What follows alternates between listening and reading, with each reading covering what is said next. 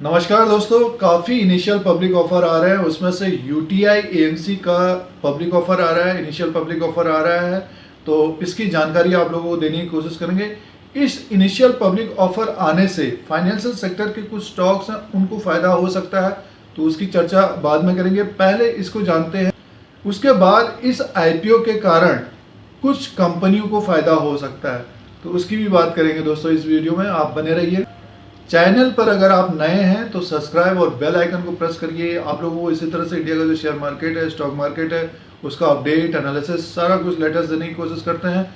YouTube की तरफ से आपको नोटिफिकेशन मिलता है जब भी नया वीडियो अपलोड होता है। दोस्तों, यूटीआई एएमसी का जो आईपीओ आ रहा है उसकी बात करते हैं इसमें। और जैसे कि एएमसी इसका नाम से जुड़ा हुआ है, एसेट मैनेजमेंट कंपनी है, म्यूचुअल फंड से ये एक तरह से रिलेटेड है। और आपने जब भी म्यूचुअल फंड के लिए अप्लाई किया होगा तो इसका नाम जरूर सुना होगा। और लिस्टेड कंपनी में हम देखते हैं तो एचडीएफसी एमसी है और निपन है, और तीसरी कंपनी है आईडीएफसी। और तीसरी कंपनी है आईडीएफसी, काफ़ी तेज़ी से ऊपर की तरफ गया, लगभग 5-6% ऊपर की तरफ है, 30-31 रुपये के आसपास है वो। और जैसे कि ये कंपनी अगर हम देखें तो एसेट मैनेजमेंट कंपनी है म्यूचुअल फंड से। दोस्तों, यूटीआई एमसी का जो बिजनेस है एक तरह से डोमेस्टिक म्यूचुअल फंड है, और यूटीआई म्यूचुअल फंड और provide portfolio management services, institutional clients and high net worth. UTI India fund है, तो सारे जितने फाइनेंशियल प्रोडक्ट हैं ये सारा कुछ देखते हैं और सारा कुछ मैनेज करते हैं।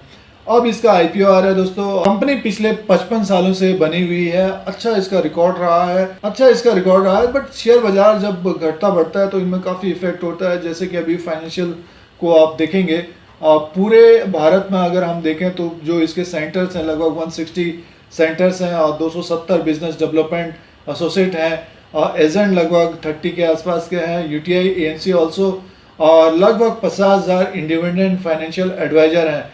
और सबसे महत्वपूर्ण बात यह है कि जो इसके स्पॉन्सर हैं, एसबीआई है, एलआईसी है, पीएनबी है और बैंक ऑफ बड़ौदा है, इनकी हिस्सेदारी एक तरह से 18% के आसपास है। और सबसे ज़्यादा दो स्टेक होल्डर है, टी रो प्राइज इंटरनेशनल लिमिटेड है, और ये मेजर स्टेक होल्डर है दोस्तों।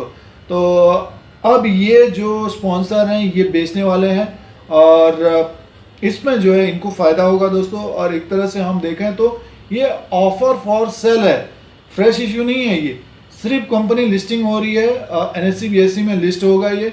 लगभग इसके जो 180 के आसपास के डोमेस्टिक म्यूचुअल फंड स्कीम्स हैं, और ये हाइब्रिड इनकम है, लिक्विड है, मनी मार्केट फंड है। तो काफ़ी बड़ी कंपनी रही है, बट अगर हम फाइनेंशियल को देखते हैं तो पिछले कुछ समय से डाउन में है। अगर 31 मार्च 2018 का देखें तो लगभग 1162 करोड़ का इसका टोटल रेवेन्यू था, और 405 करोड़ का प्रॉफिट था। उसके बाद 31 मार्च 2019 में लगभग 1080 करोड़ का इनको रेवेन्यू रहा था, और 347 करोड़ का प्रॉफिट रहा था। और अब की और 31 मार्च 2020 में लगभग 890 करोड़ का रह गया, घटता हुआ नीचे की तरफ आ रहा है, और 276 करोड़ का इनको प्रॉफिट था, मुनाफा था। अब 30 जून 2020 में इनका लगभग 271 करोड़ का टोटल रेवेन्यू है, और प्रॉफिट में लगभग 101 करोड़ का है। तो पिछले कुछ, जैसे कि मार्केट गिर रही है उसके अनुसार ये लगातार नीचे की तरफ है दोस्तों, और इसके वजह से इसके इनकम कम हुई है, जाहिर सी बात है ईपीएस भी कम होगा।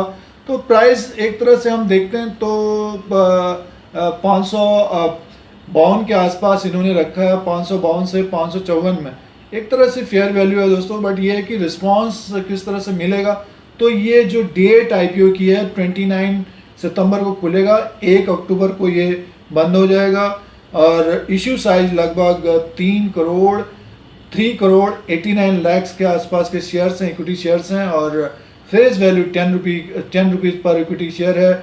आईपीओ प्राइस है 552 से 554, मार्केट लॉट है 27, और एनएससी बीएससी में ये लिस्ट होगा।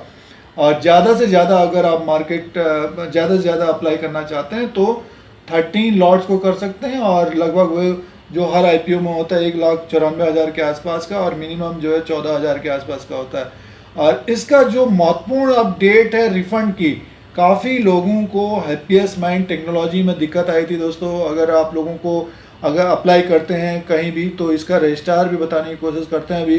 तो देखिए जो फाइनलाइज होगा, अलॉटमेंट होगा 7 अक्टूबर को होगा, रिफंड होगा 8 अक्टूबर को, क्रेडिट ऑफ शेयर्स होंगे, डिमैट में जो शेयर्स आएंगे 9 अक्टूबर को आएंगे।